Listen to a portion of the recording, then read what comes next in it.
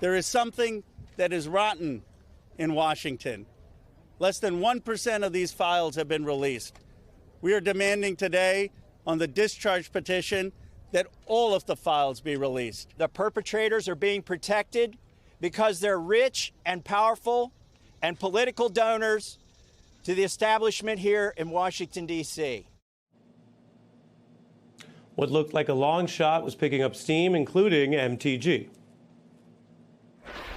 I believe the country deserves transparency in these files, and I don't believe that rich, powerful people should be protected. I'm not afraid to name names. And so if they want to give me a list, I will walk in that Capitol on the House floor, and I'll say every damn name that abused these women. I'm standing with the women, and I will continue to do my small part to get the files released. MTG joining that initial pair and more Democrats who'd filed the petition to do something that rarely happens, override the Speaker. The women and those survivors were speaking out as well, and they went up against Trump and the Speaker, who were fighting to the very end to prevent the vote we all witnessed last week. There was even an effort to not seat someone. The petition ultimately triggered a full vote just last week, and it's now law. So this is a Democrat hoax that never ends. The discharge petition is not only reckless, it is also a totally moot point. Well, I don't want to talk about it because fake news. He had nothing to do with it. President Trump has clean hands. He's not worried about it. Let the Senate look at it. Let anybody look at it. But don't talk about it too much. We're just hearing that Trump has signed the Epstein Act. Donald Trump put his surrender and humiliation in writing in capital letters. Today is a day, because of the survivors, that we can say is the beginning of the end of the Trump presidency. Beginning of the end of the Trump presidency, it sounds like sweeping rhetoric, but compare it to what we just learned today. A judge rebuking Trump on 2 cases, losing his hand-picked prosecutor. The earthquake of that Republican revolt continues to reverberate. While it started, as I mentioned, with Congressman Ro Khanna, the Democrat from California, who joins me now, working with his Republican counterpart, Massey, on the House Oversight Committee. Welcome. Thank you, Ari. Thank you for having me. I'm curious how you see this ruling against Trump on the Comey and James case. You do oversight. More Americans have learned about you sort of pushing that.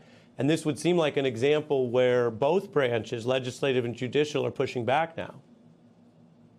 It seems like we finally read the Federalist Papers, and the other branches of government have woken up.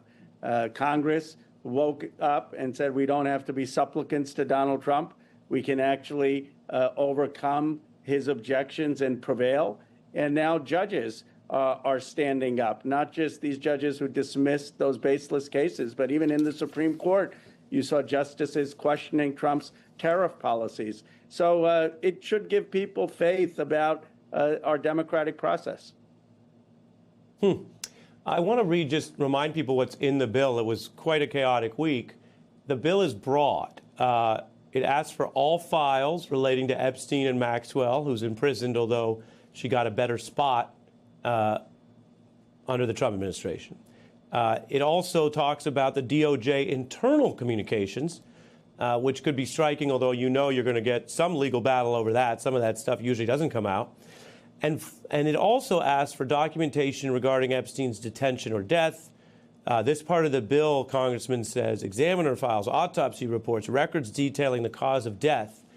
Can you explain to us what the value is of these documents, and should we take the inclusion of the death review to be that you and your colleagues, which now are most of the House, think there are unanswered questions or even potentially questions about foul play regarding Epstein's death in custody in what was then the Trump-era Bureau of Prisons?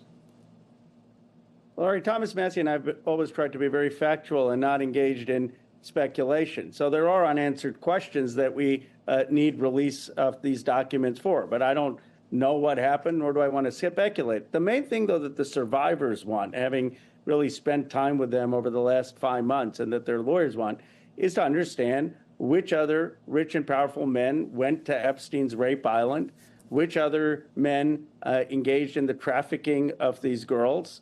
And I do believe that information will come out through Epstein's computer, the pictures that are there, the emails that are there, and a lot of the FBI witness interviews where they have interviewed a lot of these people who either covered up for Epstein or participated in the trafficking.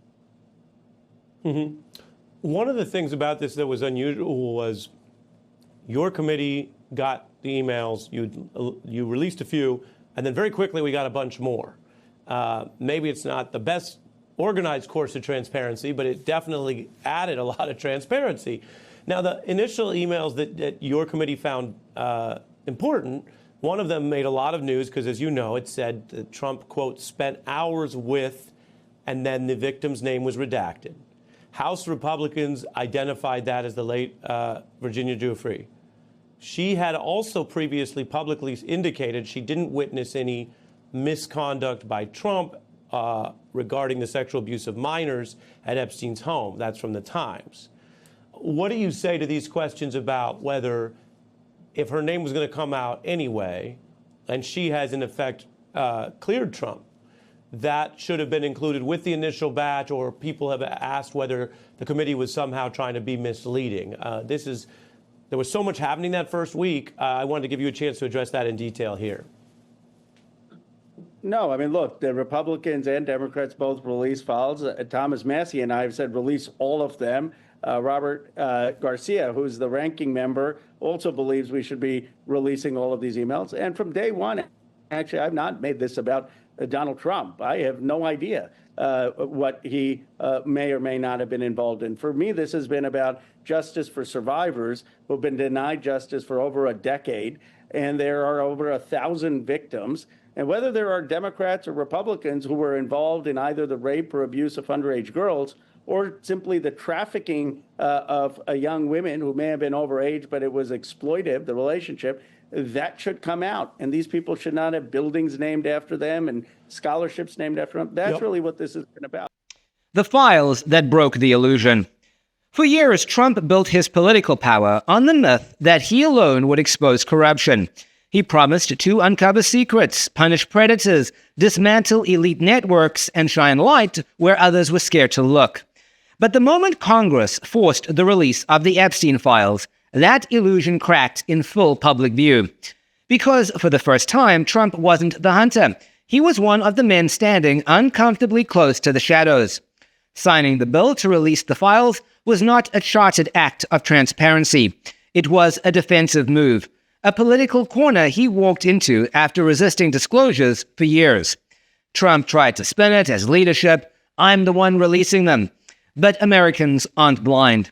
They can see the tremor beneath the triumphant language, the panic behind the forced smile. No president rushes toward documents that could reshape public memory of their private circles unless pressure has made retreat impossible. And that is the core. The Epstein files represent a rare moment where Trump cannot control the narrative. These documents don't respond to intimidation. They don't care about loyalty. They don't bend to political spin. They exist outside his performance. They expose more than the men in them. They expose the ecosystem that protected them. For years, Trump claimed he was fighting the system. But these files remind the public that he was always a beneficiary of it, never its enemy. What terrifies Trump isn't guilt, it's proximity. His name appears near names Americans associate with secrecy, predation, and privilege. He risks being remembered, not as the man who drained the swamp, but as the man who socialized with its architects. And the public sees the irony. While survivors demanded justice, Trump gave theatrics. While Congress demanded transparency, Trump offered excuses. While documents mounted, Trump delayed. This is the first scandal he cannot attack into disappearance. He cannot insult his way through it. He cannot shout louder than the evidence. The Epstein files are a mirror, one Trump avoided for years because mirrors reveal what slogans hide. And now the country sees it too. The man who promised to expose darkness was always terrified of the light.